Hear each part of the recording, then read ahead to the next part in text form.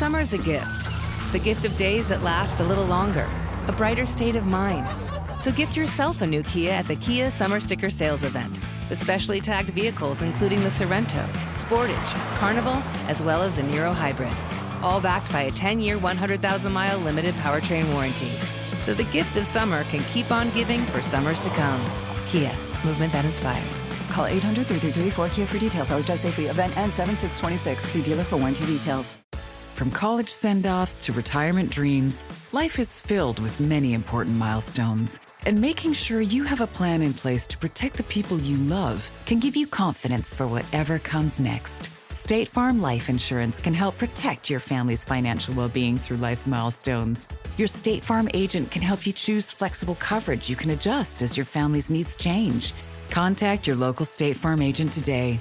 Like a good neighbor, State Farm is there. The world of business is constantly evolving, and Comcast Business keeps you in step with secure AI-backed networking in more than 100 countries, powering 90% of the Fortune 500 and millions of small businesses. And behind it all, thousands of experts answering your call at 2 a.m. like it's 2 p.m. One partner, that's it, powering how business gets done for companies around the globe.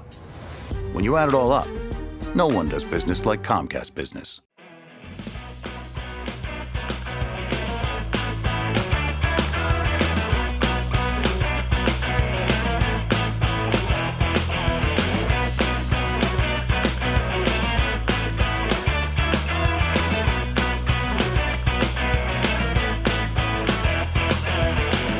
Hello, everyone, and welcome to Kilowatt, a podcast about electric vehicles, renewable energy, autonomous driving, and much, much more.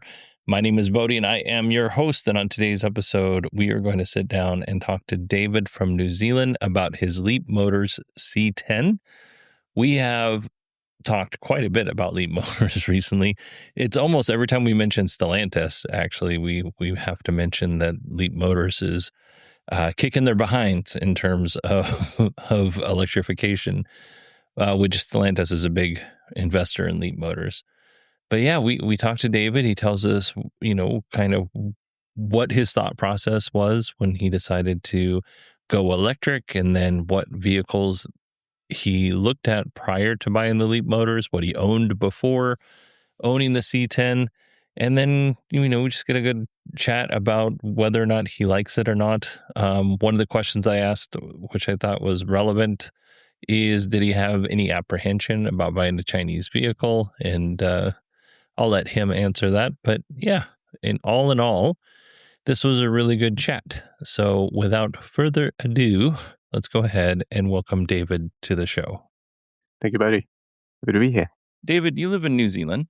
You have many more choices, as I found out, living in New Zealand for EVs. You purchased recently a Leapmotor C10. Were there other EVs that you were looking at before you made the choice to go with the C10? Really, the only EV that we were seriously looking at as an alternative before we tried the C10 was the BYD Atto 3, which is about the same price point. Also much preferred how the C10 drove, rear-wheel drive versus front-wheel drive. The Atto 3 is a bit softer, kind of quite sort of bouncy in its ride. But we drove quite a few different configurations. The original BZ4X, things like either the Kia EV6. Quite like the EV6 to drive, but it's nearly half as much again cost-wise over the C10. And you had to get the GT line spec to get close to the same features that the Chinese were offering. So that was, I guess the value proposition was really why we went with the C10 above all else. My wife particularly liked the look of the C10. We've gone with a colour called Tundra Grey, which is a sort of beigey colour, which is quite unique. But yeah, no, we did try a few, but really the C10 just seemed to tick all the boxes, and also a great price. Other than price, what were some of the most important features that we were looking for? Space and comfort. My wife particularly liked the SUV body style, which the C10 is. Yeah, it's kind of like a station wagon almost, whereas a lot of the small Chinese SUVs are more like glorified hatchbacks. So yeah, space, comfort definitely. I prefer the rear wheel drive as an option. Well, what was the price point? So we paid 53,000 NT dollars, which is about 31 US. I mean, here that's great. Yeah, exactly. So Atto 3 at the time was, I think, pretty much identical pricing. They've now offered a deal that's about $5,000 cheaper, and it offers the same range. The Atto 3 is a bit more efficient, being smaller. So yeah, 420 k's WLTP. What are you getting real world though with your range? Around town, we would exceed that. On open road, in summer, we're getting 350 to 380. Got down to about 300 in the middle of winter. Around here, we don't get snow, but down to 0 degrees Celsius, so freezing. Are you around Auckland or yet? We're in Taupo, which is about roughly halfway between Auckland and Wellington, so halfway between the two largest cities. We did Auckland back last Monday, so it's approximately 600 kilometers round trip. Car took about an hour to recharge while we were shopping and doing things around Auckland, so very easy. Taught break on the way back and topped up, and more than enough to get home. Absolutely perfect range for our use. What did you drive before you bought a C10? We had a Suzuki Vitara, so it was a 2017 turbo, so front wheel drive, 1.4 litre turbo petrol in SUV sort of shape, but really just a hatchback. Same powertrain as what they put in the Swift Sport. I don't know if you're familiar with the Suzuki Swift Sport at all. I'm not. I don't even know if Suzuki cars are sold here in the U.S. I know we have some Mitsubishis, like one brand, one trim. Right. Yeah, Mitsubishi definitely going out. If it wasn't for the Outlander and their Ute or pickup, they wouldn't exist here either. But it seems like they're doing some interesting things. It sounds like they're Foxconn are building an EV in Thailand or Taiwan, sorry. And it sounds like they might brand that as a Mitsubishi for some markets, including ours. So, yeah, it's interesting how different brands do different things. Yeah, no, for sure. When you went from your Suzuki to your Leapmotor C10, what were some of your impressions? Well, I mean, the C10 is way bigger, for one. Again, it's similar sort of market positions. The Suzuki is sort of sold as a fairly budget, but good value vehicle, and that was one of the reasons we bought it originally. And going to the C10 is much the same. So it's sort of the entry level price, but you get a lot of vehicle, a lot of features for the money. There wasn't anything that Suzuki had that we didn't get with the C10, but obviously the C10 got a whole lot more. The C10, not a performance vehicle by any stretch, but it's slightly quicker than the Vitara because it's substantially bigger, and not lose any performance was a thing. Did you have any sort of apprehension about buying a Chinese-built vehicle? Did it feel risky? No, not at all. Definitely not risky. I've sort of been following the market generally, watching international reviews and things of Chinese brands, and sort of knew of Leapmotor before they came here. Though we got in pretty early. I think ours is one of the original shipment into the country. The fact that they're backed by Stellantis, reputationally gives them much of a thing, but it does put some weight behind the brand. And the local distributor has been around for a long time, lots of different brands, including a lot of Stellantis products. And they've been around for a long time. They've got a pretty good reputation for how they operate. So I felt that even though the Leapmotor brand is Chinese, there was going to be local support for it. And so, going Chinese definitely wasn't really a thing. When you look more, I guess a better way to say this is, how does the car feel to you? Does it feel like it's a budget car? Does it feel like it's premium? Is it something in between? Definitely in between, and probably slightly more premium than budget. Very nice sort of interior feel, very little in the way of sort of hard plastics, and even those feel good, robust.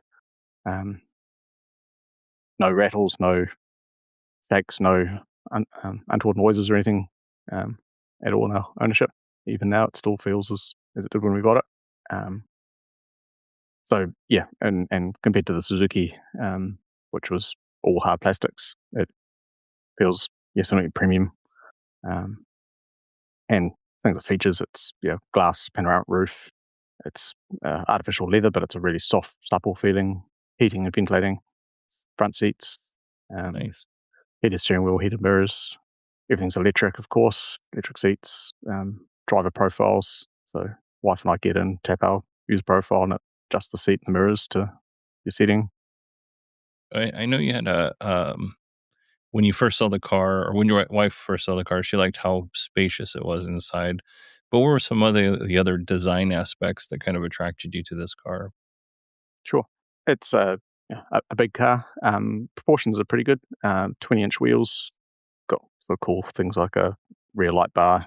Does sort of animations on power up, power down. It's a little gimmicks, but they're quite attractive looking.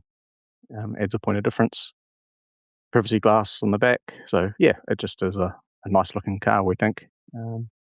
Yeah, and the things like when the car does certain things to shut down, or when you turn it on and it kind of welcomes you, or any of the things, like Yeah. I think that brings, it's not value for the sake of it does something that makes your day any easier, right? But it brings value in that you bought this thing for X amount of dollars. And when you get in, it makes you happy because you're like, oh, Yeah. that's a cool feature. I like this feature. Yeah. Absolutely that. And things like ambient lights too sort of contribute to that. You can change the colors. They do different things. They integrate with the reverse sensors, so you get close to an object, the lights go from preset color to orange to red, or yellow, orange, red as you get closer to objects and things like that. So it's nice little integrations. If you so choose, you can match them to your audio as well, and they can pulse to the music. And Oh, nice. just again, little gimmicks, but quite cool things. But yeah, just little things that you appreciate over time. So one of the things that I thought Tesla did really well early on is everything that they built into their car. There was a lot of purpose built into their car, but there was also a lot of silliness and a wink and a nod that, this is a car. It should be fun to own. It doesn't, not everything has to be, there doesn't need to be a reason for everything to be there, right? We can have karaoke mode in the car or whatever to make it Yes. just a little bit more fun. Yeah, absolutely. And again, with anything sort of software based, software defined cars, whatever you want to call them, and that is so much easier to implement. Do you have any experience with the Neo brand? No, I'm only following them on YouTube and things. We are supposed to be getting their Firefly here this year, Oh yeah. but I haven't seen a formal announcement yet. Yeah, I love their little assistant. I can't remember what Yes, it's called, but that's new me. it's Yeah, yeah, Numi, yeah, like just silly face. It makes silly. yeah, It's just if anybody doesn't know, it's just a little screen that if it rains, it'll start raining. It'll show on the little screen that it's going to start raining. When you get in, it welcomes you. It can, I don't know. There's just lots of little things. Again, provides no value in reality, but it makes you happy that you spent however much money on this car. I think that's underrated in the auto industry. no, absolutely. And I think in China, brands have to differentiate themselves one way, and obviously it's Mm. one thing that Neo does that others don't, and it's such a competitive market. And being most of the cars, have all the features. How do you differentiate? And that's gimmicks or whatever you want to call it is one way of doing that. No, that is a really good point, and actually not one that I think I've explored very much. So you've given me something to think about. I guess. So we've talked a little bit about the design of the car, the interior. What were your thoughts when it comes to the software? Initially, good. It's a iPad style screen on the dash, like so many of the Chinese are. It's easy to navigate around. It's fast and responsive. I knew going into it that there was no Apple CarPlay or Android Auto, and again, it was a consideration, but not not deal breaker for us. It sounds like for some people that is a bit of a deal breaker. But it's got Spotify built in, and it's got the Bluetooth's good quality, and the nav maps work well. Yeah, no, it all just works. We haven't missed CarPlay at all. So wife's had a Spotify account, so that's our primary audio source, and it works great, and the sound system's fantastic. But we've had no issues with the software at all. We've received 4 significant over updates since we've had it, and every update adds significant and meaningful changes. One of the biggest criticisms of the C10 in particular was its ADAS system or systems being particularly intrusive, loud beeps and bongs. If you go over what I thought was a speed limit by a kilometre an hour, it would start alerting you. The driver position monitor was overly zealous if it didn't think you were paying attention. But yeah, we received an update within a couple months of owning it, and it made those better, and every updates since has just improved on it further. They've now added there's a shortcut button on the steering wheel that you can customize, and the latest update now means that you can add ADAS features to that button. So a single tap of that disables most of the ADAS system things, which is a very nice to have. I enjoy driving. I don't want to have systems that distract you or overly zealous in how they operate. And the lane keep, particularly, if you drive what it thinks is too close to either side of the lane, it bings first and then tries to steer you back into a lane, which it's definitely a lot better. But I still just like to feel I'm in control, and that customization lets you do that. But no, on the whole, the software's great, and it's it works. My wife's car is really overzealous, her Kia Carnival. Right. And we were in... Go ahead. What's that? Yeah, no, saying it's definitely not a Leapmotor thing. I think that the Chinese specifically get bad rap for their ADAS systems, but talking to owners of newer Kias, they too are in the same boat, particularly lane keep and driver awareness things. And from my understanding, those Kias are even more difficult to disable. So they are. You are 100% correct. We were driving in California on a narrow kind of 2-lane road, and it was windy, and I didn't want to be hugging the center line. I'd much rather hug the outer line. And it kept pushing me back into the middle, and I was like, I do not want to be here.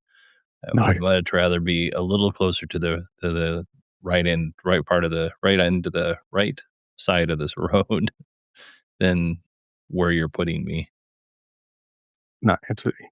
I don't know if you know New Zealand roads at all, but that would define 90% of our roads are that, relatively narrow, 2-lane oncoming traffic, and quite windy. So anything that tries to pull you close to the centre of the road is not what you want to do.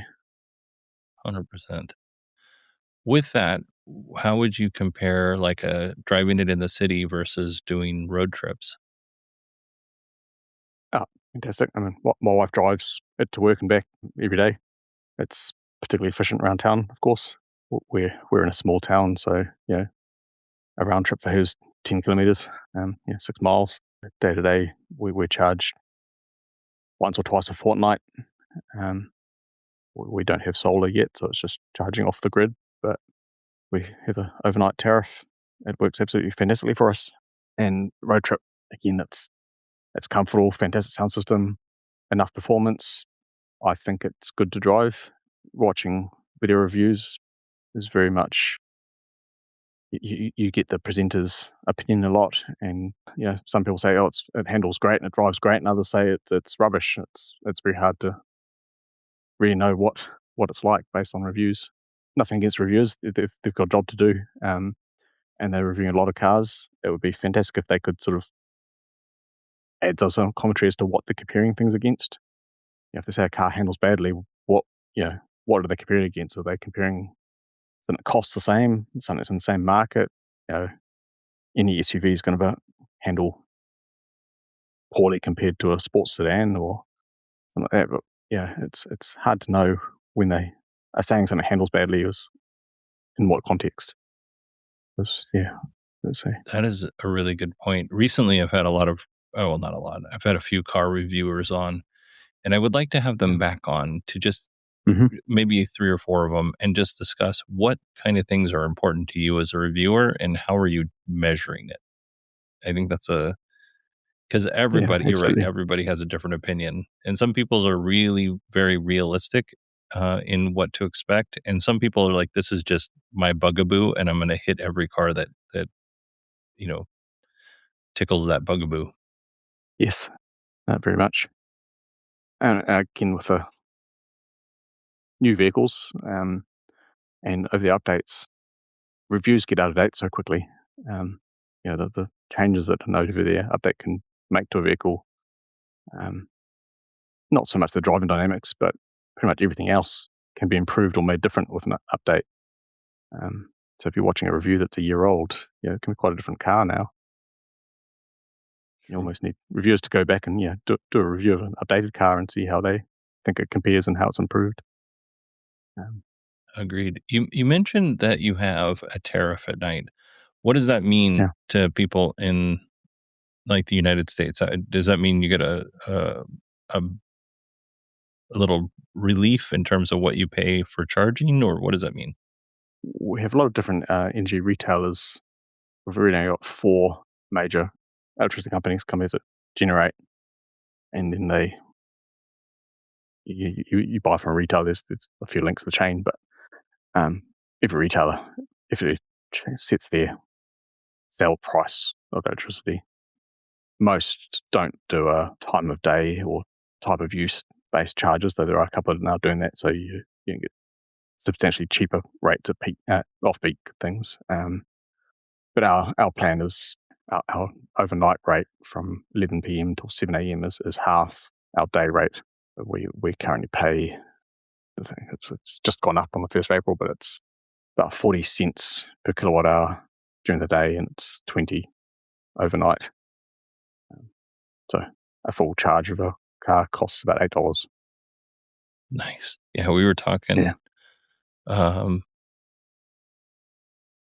What'd you say? It was like $2 a liter right now for gas. It's gone up, so it's over $3 now.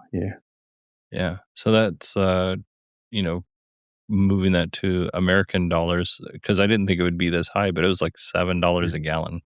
Yes. And it was actually more. It was probably like $7.30. I don't remember what the number was, but yeah, that's significant. So if you're paying $8 for exactly. energy, huge savings. It is. And obviously road trips, public charging is definitely more expensive.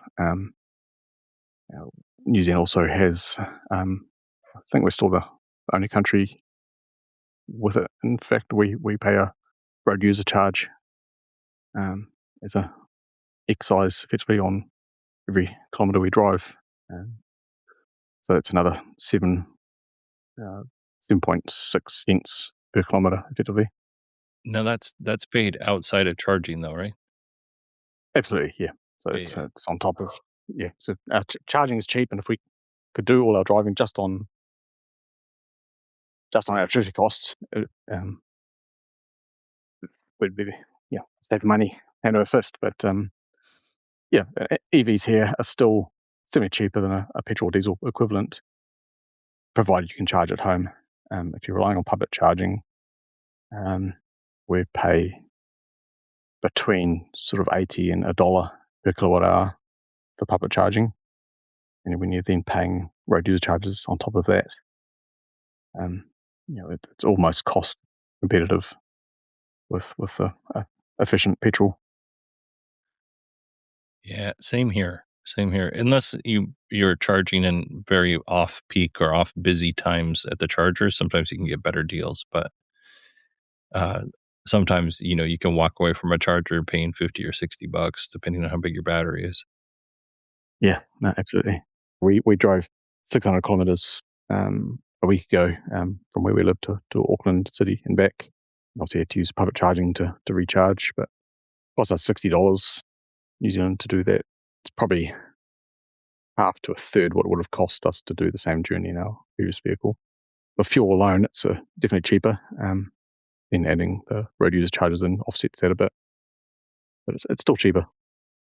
Well, you talked a little bit about the public charging. What's the infrastructure look like where you are in New Zealand? Or do you have to really plan, or are you just like, well, I know there's going to be one around somewhere? It's getting better all the time.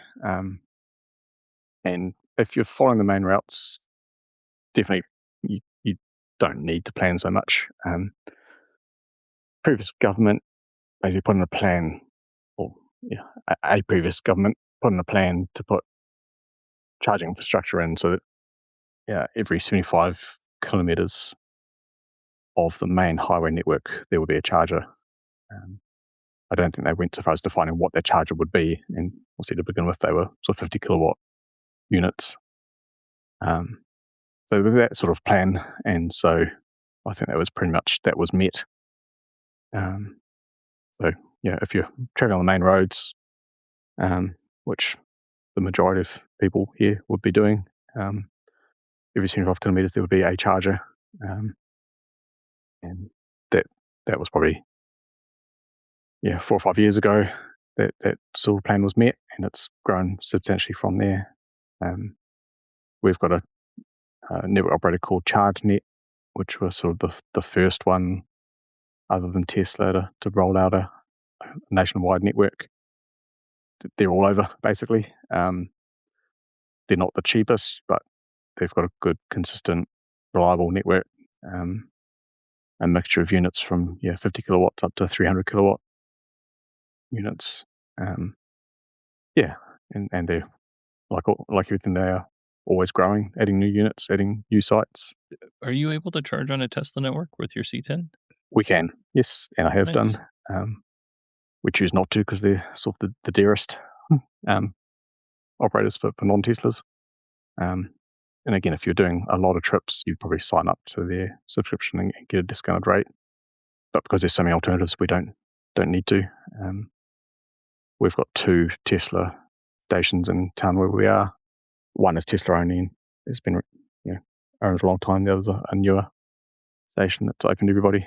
And I have charged there as a test, and it works fine. But they're more expensive than everyone else. And then you mentioned that one of the reasons why you felt comfortable buying like Leapmotor specifically as a brand is Stellantis is a big backer in the company. With that, have you had to have anything in terms of like service done or repairs or any kind of warranty coverage? Not warranty. We have had a first service, and within the first 3 months of ownership, we had a cracked windscreen, which required a replacement. So we had to go back to a dealer for that. That was an interesting exercise in itself. You first reach out to your insurance company. We have a excess-free windscreen repair replacement as part of our insurance policy. Of course, took it to them. No, we can do that. No worries. Oh, what's this car? We've never heard of this before. They had to go away and find out what the story was. But they talked to the distributor and, no, we can source a windscreen. So, no, we can do all that. And then came back and said, oh, no, we can't actually do the job because we can't do the ADAS calibration. Oh. So, Yeah. So, and then had to get back to the dealer. The day we had it booked in, or once the insurance had gone through, said yes, go ahead and book the windscreen replacement. Got a dealer and sorry, we've just sold the last screen in the country today. So we then had to wait for a new windscreen to come in, which I think took 4 weeks in total, and it was only a crack, so we were able to keep driving in the meantime. So a bit inconvenient, but even if parts aren't in the country, they're not that far away. Another thing that was a factor when we bought Leapmotor, only had 3 dealers in the country. We're sort of halfway in between 2 of them. Just something we had to think about. If something did go wrong, we didn't need to get it to a dealer. We're 3 hours away. But fortunately, touch wood, nothing other than the windscreen has gone wrong. I've had it in for its first service, which was 12-month, 20,000 kilometer service intervals. It was a $280 the first service. Annoyingly, the actual service was $80, and the rest was made up of a cabin filter, which had I known ahead of time, you'd say, well, just some of the cabin filter, I'll fit that myself. But anyway, that's when your major service cost is that. It's a bit disappointing. I just replaced the HEPA filters and the cabin filters in my car yesterday. Yep. And I'm glad I did it because I wouldn't want to pay somebody. It was already $90 just for the filters. I Right. wouldn't want to pay somebody on top of that. But I totally Exactly. totally understand where you're coming from. It's like, man, Yeah. could have done that myself. Yeah, correct. Yeah. If you had to pick an area where the car could use some improvement, in your opinion, what would you pick? I mean, certainly for our use, it's close to perfect. I don't think there's anything that we ourselves would like improved. For other buyers, CarPlay or Android Auto would, I think, make it more appealing to other users. I think there's a lot of people that won't even look at it because it doesn't have that. They won't try and see what that system is. They'll look for another option that does have those features. Charging speed would probably be another area that others might look at. Again, for our use, it's perfect. We don't need it to charge faster. So we get to the major centres from here without having to charge on the way. And an hour charge is in generally sufficient to get home. We have a little dog and we need breaks ourselves, so we would need to stop for 5-10 minutes. But that's plenty of time to top up while we do that, and we're guaranteed to have charge to get home. And saying that the peak charge rate's only 84 kilowatts, which is not great on paper, but it has a really flat curve. So it'll hold 84 kilowatts from 0 through to 85%. And then it sort of tapers off to about 25 kilowatts for the rest. So it's a really good curve if you ignore the peak rate. Yeah, that's true. What is one feature that you think is kind of underrated that maybe is even underreported by reviewers? Yeah, that's a good one. We think it's a good car to drive. It handles well. It's comfortable. Massive amount of space, particularly for the rear seats. You can really stretch out, enjoy it. It has, they call it guard mode, but it's effectively a pet mode. So you can leave your animals in the car for an hour at a time with the aircon going and a message on the screen. Camp modes, you can basically put it in a camp mode and sit in it. Vehicle to load. Oh, nice. You run 3 kilowatts off of it to power your appliances. I've used it because it's there, just running a vacuum or whatever to clean the car. It's handy not having to run extension leads. You can just plug in where the car's parked. Haven't had to use it. Our power's been pretty stable, but it's nice to know that if there was an outage, we could run essentials off the car. And again, it's a feature of the Chinese. Most of the Chinese manufacturers here have all those features or variations of them. But I think just as an all-round vehicle, we weren't going to buy one, but we sort of looked at a RAV4 hybrid before looking at this, and on paper they're same sort of market space, similar overall size, similar performance, but to get things like heated seats, ventilated seats, those sorts of things, you need to get the top end RAV4, which is simply dearer than what we paid for a LC10. So, and not electric. Yeah, 100%. And the vacuum thing, I only have 2 outlets in my garage that I can get access to, and they're in the ceiling. So it's a little bit of a pain in the rear. I do have an extension cord, like a reel up there on one of them. But man, would it be nice to just vacuum my car where it is without having to get Yeah. the reel down and move it over. And absolutely. And it's those sort of little things that you don't consider normally when you're buying a car is those little conveniences. No, that's a big convenience in my opinion. Yeah. Um, Yeah. well, David, thank you so much for agreeing to come on and chat about your experience with the C10. No trouble at all. Any last parting messages you would like to share before we part ways? No, not about C10 specifically. I don't think. I think we've basically covered everything. As I said, I'm sure you can tell.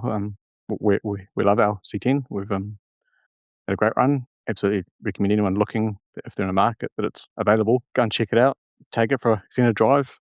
Like any new vehicle, not every car is going to suit every buyer, but certainly don't. Add it to your list. Go and check it out. It's a great all-round car. David, thank you so much for agreeing to come on, and I hope you enjoy the rest of your weekend, buddy. Yeah, thank you so much, and you too. Your vehicle doesn't just get you from here to there. It's a bridge to the people and places that matter most. It's how you show up for your family, your community, and everyone else that depends on you. That's why for 125 years, Firestone has been building tires with one thing in mind: to deliver products that are as reliable as you are. Firestone, always dependable since 1900. Introducing the Total Solutions Advantage only from Comcast Business. It's the largest, fastest fiber-powered network for small business, gig speeds with equipment and security included, and a 5-year price lock. No one does business like Comcast Business. Switch today. Get started for $60 a month for 12 months when you add an advanced solution to a qualifying internet package. Limited time offer. Restrictions apply. New customers only. Requires 300 megabits per second internet, security edge, and additional qualifying service. 1-year agreement, paperless billing, and auto pay with bank account required. Taxes and fees extra. There's a fire inside you can't ignore. Stand still? Not a chance. You're a lifelong learner who's come this far. Now, we're here to help you keep going further. Capella University. What can't you do? Visit capella.edu to learn more. American homeowners are sitting on $30 trillion in home equity. But home insurance is up over 100% since 2010. Healthcare, childcare, property taxes, all up. But wages? Just stuck. Lots of equity, but feeling the squeeze. Every month they wonder why it still feels so tight. Unlock thinks we need to talk about this more. Start at unlock.com/equity. Unlock Home Equity Solutions and MLS 2657081. All right, everybody, I want to thank David for being so generous with his time. And when I say generous with his time, there is a time difference between Arizona and New Zealand. So, it took a little bit of time for me, not for David, for me to figure out when we could do this, because I had to go through and I had to, I used Allison Sheridan's time shifter tool that she has. Just type in pod feet and time shifter if you're interested, to kind of get an idea when would be the best time for both of us. Anyway, it worked out. So David, again, thank you so much for coming on the show and chatting with me about your Leapmotor C10. All right, that is it for me. I'm going to head to bed because I'm exhausted today and I've had a long one. So I hope you all have a wonderful weekend. And on Tuesday, we will talk about GM's Q1 2026 earnings call. Yeah, I'm pretty sure that's what it is on Tuesday. All right, everybody, thank you so much. I will talk to you soon.